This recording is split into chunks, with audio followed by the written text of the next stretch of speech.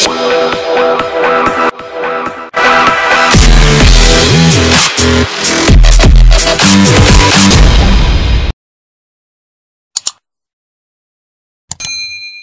alaikum, coach Diaby. Welcome salam. J'espère que ça va. Oui, ça va très bien par la grâce de Dieu. Bien, présentation, nous, il faut en flèche, c'est vrai, évident. Mais nous, nous, quand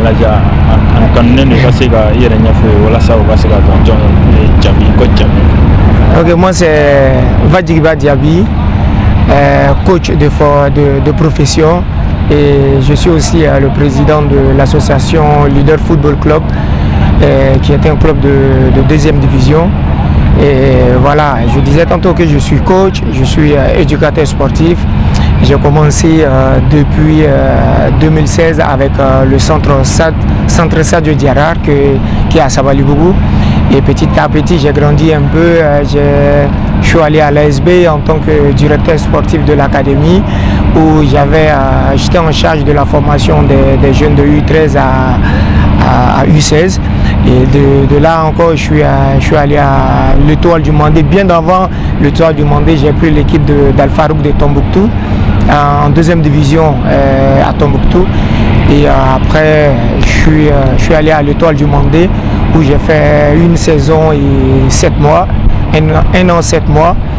Et maintenant, après, je suis maintenant le scout de l'Académie African Football Talent qui est au Ghana. Je me suis engagé avec eux depuis janvier passé. Et voilà, je suis là. C'est un peu mon parcours. Ok, très bien. Alors, actuellement, vous avez aussi un club qui s'appelle Leader Foot. Vous l'avez dit dans votre présentation. Alors, comment Leader Foot a été créé? Est-ce que tu peux retracer un peu l'historique de la création de Leader Foot? Bon, il faut dire que Leader Foot est né dans le centre qu'on appelle Centre Sadio Diarra. Tout le monde est au courant, je pense au Mali, qu'on a eu à voyager avec des enfants pour aller au Portugal et en Espagne en 2016, 17 et 18. Et ça trouvait que le centre Sadio Diarra n'était pas affilié. Donc on a dû voyager avec le nom de l'ASB et avec le nom de l'école internationale Fondation Ricardo Godoy, qui est celui qui finançait le voyage. Et il faut dire en 2018, on a eu l'idée de créer l'association Leader Football Club, parce qu'aujourd'hui Centre Sadio Diarra est devenu comme un projet social, parce qu'aujourd'hui tout le monde veut jouer au football. Et nous, on est en train de faire ce projet social à Sabalibougou avec Centre Sadio Diarra. Maintenant, il faut essayer d'aider ceux qui sont plus talentueux, de leur donner un peu une chance pour voir s'ils peuvent aller en Europe et réaliser leurs rêves.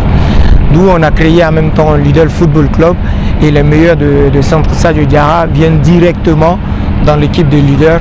Et il faut dire aussi que Leader est ouvert à tous les jeunes du Mali. Et il n'y a pas que les joueurs de Sabalibougou, il y a aussi des joueurs d'autres quartiers qui forment cette belle famille. Alors, comment les recrutements se font-ils au niveau de Leader Foot? Bon, il faut dire que d'abord Leader Foot c'est gratuit pour tout le monde.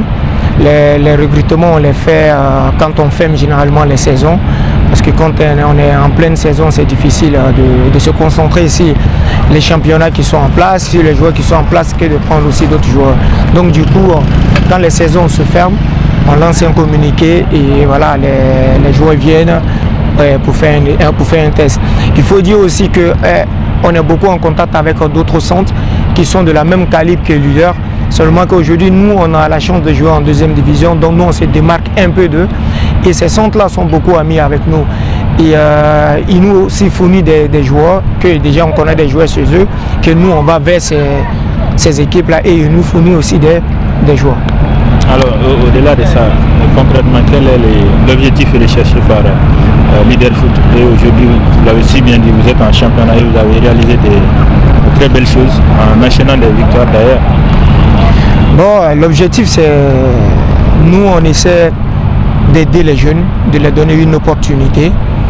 Certes, on a une petite équipe, voilà, on n'a pas les infrastructures comme il faut, on n'a pas les moyens comme les plus grandes académies ici au Mali et les plus grands clubs.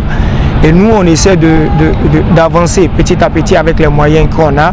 Et l'objectif, c'est d'aider les plus talentueux à avoir une opportunité en Europe. Que ce soit ces agents qui travaillent directement avec nous et viennent chercher directement les joueurs, ou nous on peut donner des joueurs aux plus grandes académies comme l'Étoile du Mandé, comme le Yélin qu'on a déjà fait auparavant, comme l'académie GMG. Partout où il y a l'opportunité, nous on essaie d'envoyer, d'orienter nos jeunes vers ces opportunités-là. Et aussi on a d'autres combats qui est, on ne se focalise pas seulement sur le football. Et on a l'habitude de dire que football d'accord, mais l'école d'abord. Donc on essaie aussi de sensibiliser ces jeunes-là pour leur dire que tout le monde ne peut pas devenir footballeur. L'école et le football, là, on peut les combiner. Donc il faut forcément que ces jeunes-là se concentrent sur les études. Déjà on a commencé avec notre catégorie U15 et U13. Et parce que les grands qu'on a déjà en deuxième division, il y a certains qui ne partent plus à l'école. Donc il faut déjà commencer vers la base pour faire grandir cette idée. Au-delà de ça, on a vu dans l'un de vos posts, vous avez sollicité le président de la fédération à travers un post sur votre page Facebook relative à la formation des entraîneurs. Est-ce que vous pouvez nous expliquer un peu l'idée? Oui, merci pour cette question. Aujourd'hui, le Mali occupe une très grande place dans le monde du football aujourd'hui, et en particulier en Afrique. Et je suis en contact avec des coachs ivoiriens, des coachs mauritaniens, des coachs guinéens, des coachs burkinabés, qui aujourd'hui, quand ils parlent de la formation qu'on a ici au Mali.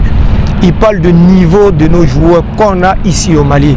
Ils parlent du niveau de notre équipe première, qu'on peut dire aujourd'hui, Jean-Maviou nous a donné encore beaucoup plus de force. Et aujourd'hui, nous, les petits centres, les petits clubs, on essaie de copier un peu dans la formation sur ce monsieur. Et d'ailleurs, je lui passe un bonsoir.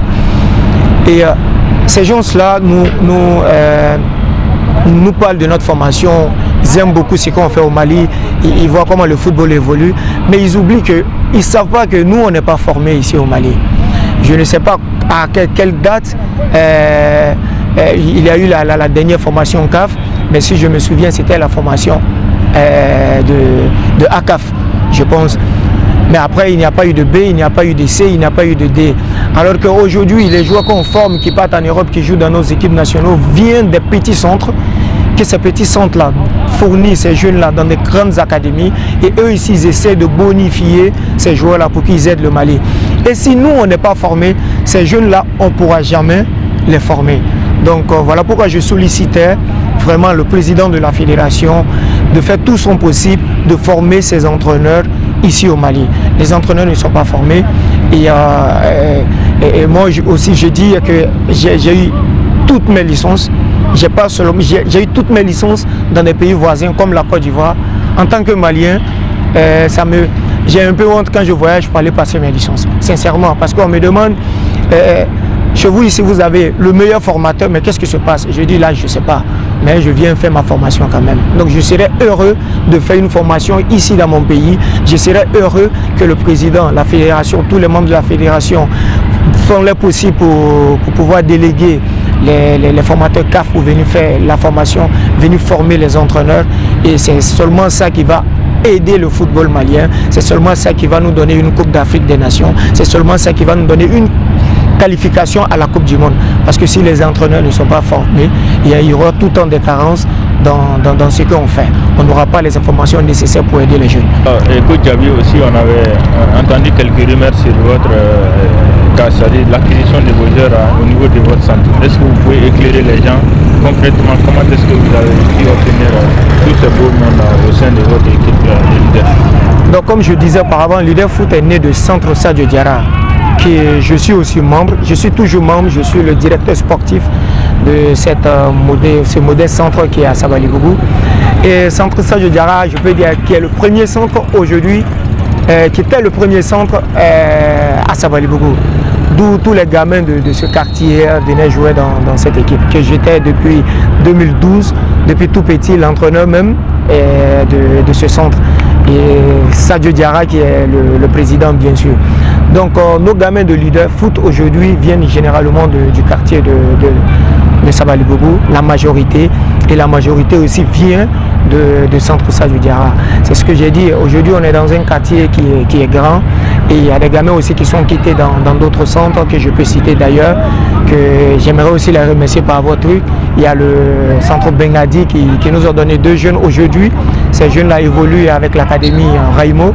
Et voilà, donc aussi à Bamako, il y a d'autres joueurs qui sont quittés dans les centres. Voilà pour comment un peu on a ce noyau. Alors, c'est vrai qu'on a omis des choses que vous voulez ajouter, ça peut être quoi et votre mot pour clôturer cette interview?